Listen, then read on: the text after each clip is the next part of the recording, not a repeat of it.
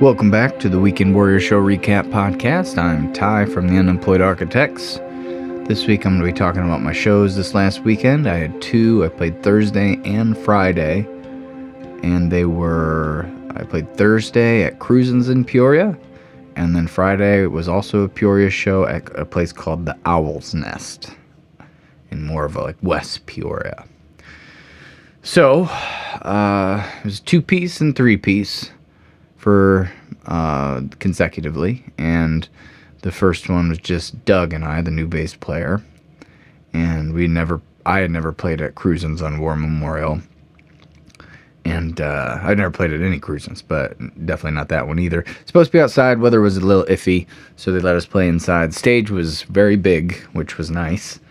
We had a lot of room to spread out. We got there a little later than I would have liked, but you know, that happens. That way I was waiting for Doug to get off work, so that way we could ride together and not have to waste a bunch of gas by taking two cars, since I could fit everything in mine. And, you know, we got there, we kind of rushed to set everything up. I used the double JBL setup, one on each side. I had talked to Blair, when I had COVID, when I had COVID, he had done one of these Cruisins shows for me, and he said that he felt like he couldn't get loud enough. So I was debating just doing the one JBL, but since that was kind of in my brain, I was thinking two would probably be better, and I think that ended up and was the right case. And I just feel like it sounded good in general. I think that setup, you know, I've been figuring it out better and better, and it was pretty good. And Doug, I think I broke 3 strings throughout the night, which was pretty annoying, but Doug got to do a lot of like solo fill-in kind of stuff, which he likes to do with some of his originals that he does on the bass and with some looping. And a couple friends came out, which was cool.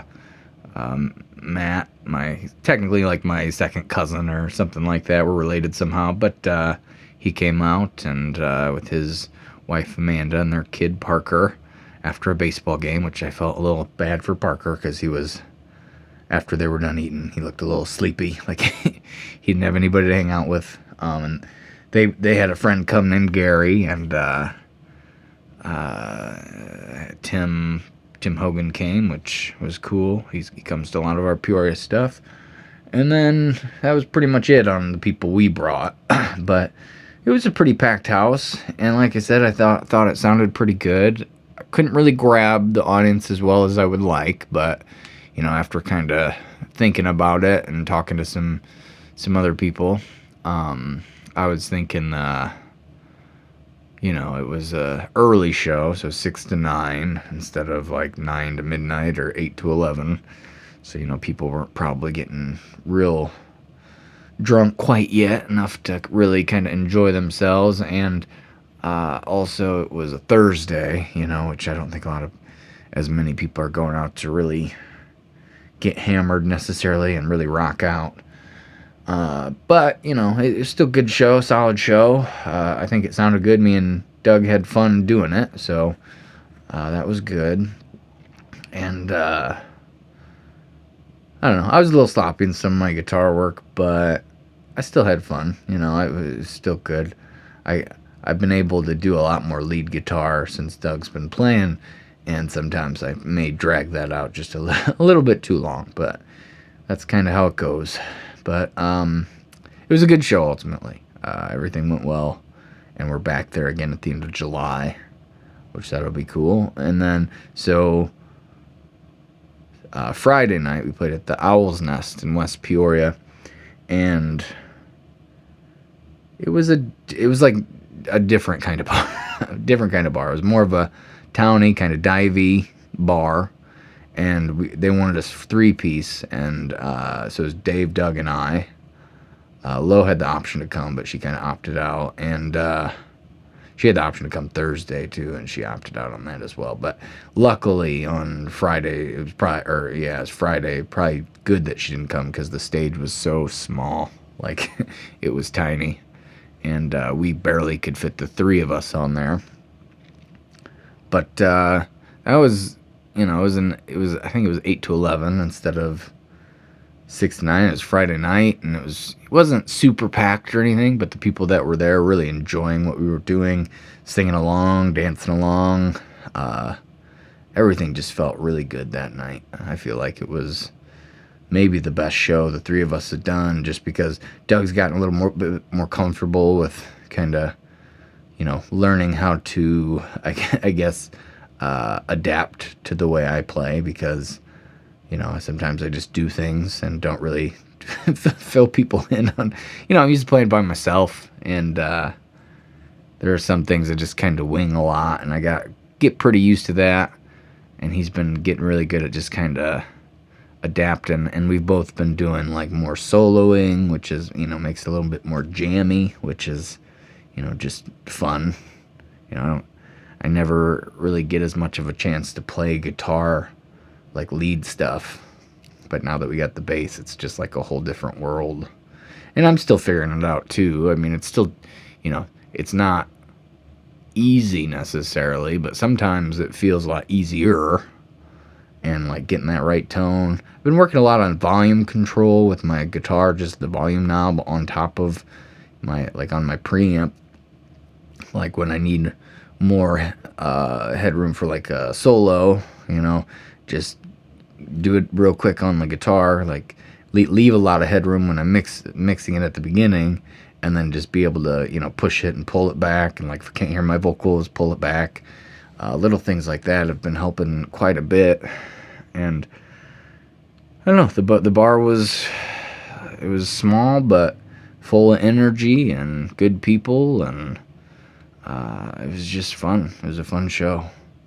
I don't think we played too long extra, but yeah, it was good. The Owl's Nest in West Peoria.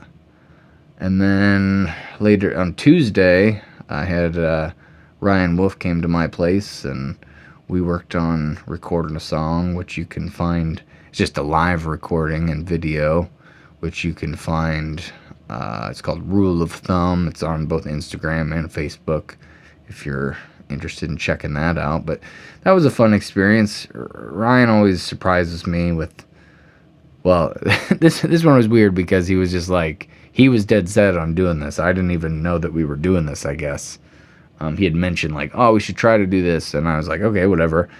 But then, that entailed me having to learn his whole song, come up with my own parts, try to do a solo, try to come up with a solo, tried to sing a little harmony on a part, which is fun, but, to learn a song that day within a couple hours and then try to record a video of it, a live video of it, maybe not the most ideal scenario for doing something like that, but that being said, I think it turned out pretty cool, and it was, just something. It was something to put together, and I always, like I was about to say earlier, I always feel like I learn stuff from him when he comes and does some recording stuff that I just wouldn't really necessarily think about, because he had some ideas on some stuff that, like, I don't know. And we definitely both have a little bit different, I think, ideals of what,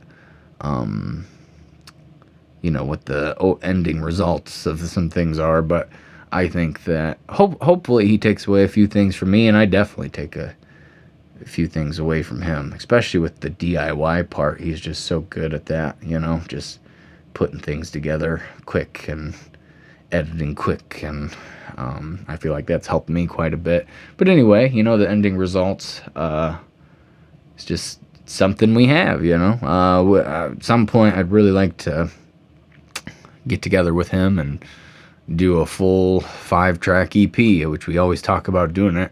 And after, sitting in the room for 3 hours, writing, well, he had already had the song written. I kind of had a little bit of input on some ideas for things as far as how to end it and stuff like that, but he pretty much had the song. But, if we had the songs written already, I think we could probably get a song done a day, no problem, and have a 5-track EP in 5 days if we, if we put both of our heads together and just worked pretty hard on it. I think it'd be very doable. So, we talk about it a lot. I don't know that it'll necessarily ever happen. I think we have 3 pretty solid songs that we would probably try to use for that, and then maybe write 2 new ones.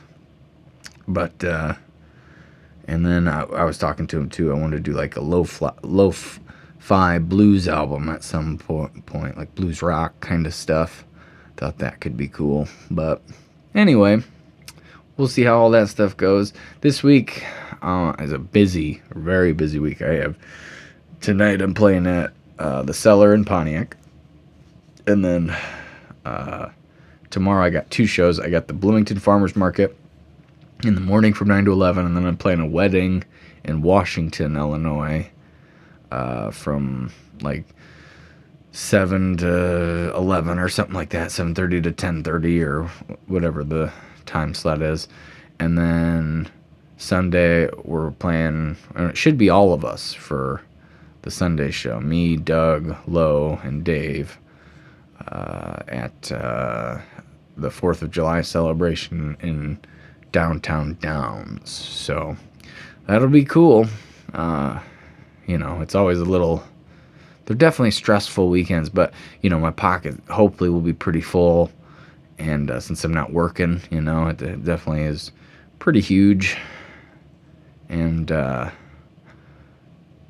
should be a lot of fun. By the 4th show, I would think I would be very, very tight, doing a 4-show run in 3 days.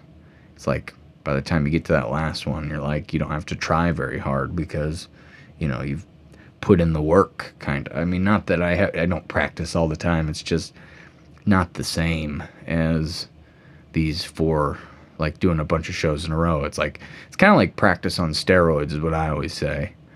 And, it really dials you in to just being in the moment, but also being rehearsed enough to take chances. And I don't know. So I'll be letting you know how that goes this next week, and we will go from there. So as always, I appreciate anybody who takes the time to listen. And if you like anything on this podcast or anything like that, feel free to follow the Unemployed Architects on Spotify, Apple Music. You can follow us on Facebook if you want to see where we're playing next. Lots of Bloomington shows this month. And stream our music on pretty much any streaming site. Watch some of our videos on YouTube. And, appreciate the support. And I will hopefully talk to you next week. Thanks. All right. Have a good one.